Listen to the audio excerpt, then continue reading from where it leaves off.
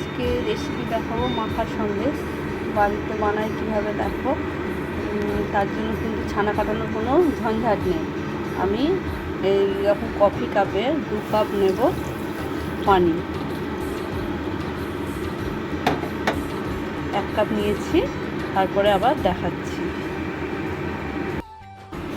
এইরকম কফি কাপের আমি নিয়ে নিলাম 2 কাপ পানি এবং ওই কাপেরই 1 কাপ গুঁড়ো দুধ। আমি যখন হালকা গরম হয়ে যাবে পানিটা, তখন আমি এর মধ্যে হালকা গুঁড়ো দুধটা দেব।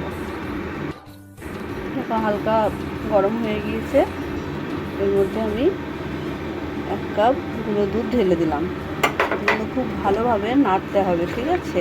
আর নাহলে দলা পাকিয়ে যাবে। আর গরম হলে তো আরই, কারণ কুসুম গরমে আমুল দুধ গুলে নিতে হবে। আমি আমুলের গুঁড়ো দুধ দিয়েছি, যে গুঁড়ো দুধ খায় তাতেই করলে হবে, ঠিক আছে? এটা একটু আমি ঘন করে নিই, তারপরে দেখাচ্ছি। খুব ভালো করে গুলে নিয়েছি দুধ। এর মধ্যে এবার এই কাপেরই, যে কাপের পানি আর দুধ নিলাম ওই কাপেরই 1/2 কাপ চিনি দিচ্ছি। এটা স্বাদ অনুযায়ী নিতে হবে। এবার এটাকে খুব ভালো করে আমি এর সঙ্গে মিশিয়ে নেব।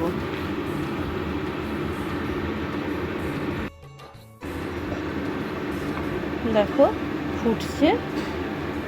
এবার এটাকে আমি আস্তে করে দেব।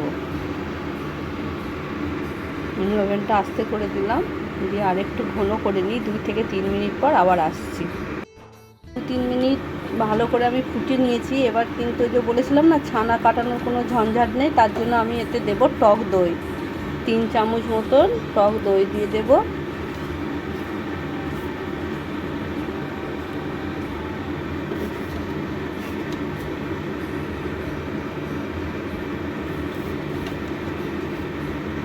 চার চামচ দিলাম। এবার এটাকে আমি আস্তে আস্তে এইভাবে নাড়বো। হ্যাঁ,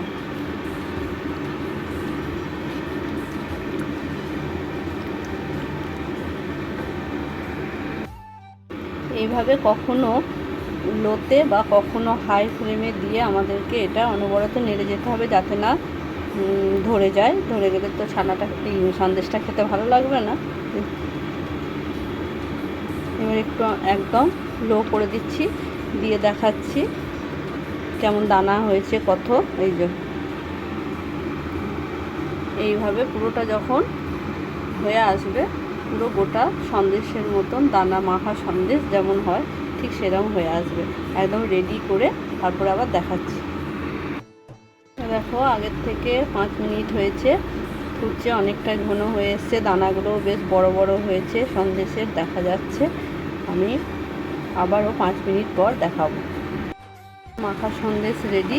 আমি গ্যাস অফ করে দিলাম, কারণ এর থেকে আর বেশি যদি আমি রান্না করি এটা শক্ত হয়ে যাবে। হ্যাঁ, এবার একটা আমি কাঁচের পাত্রে রেখে একে 1 ঘন্টার মতন ফ্রিজে রেখে দেব।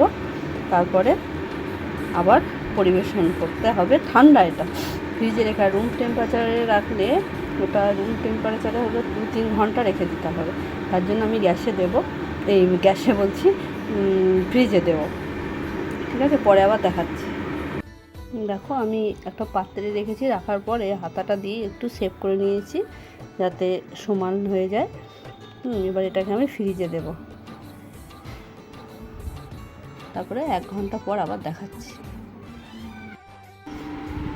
আজকের রেসিপি মাখার সন্দেশ 1 ঘন্টা পর আমি ফ্রিজ থেকে বার করলাম। দেখো কেমন দেখতে হয়েছে। এবার আমি একটু কেটে দেখাই।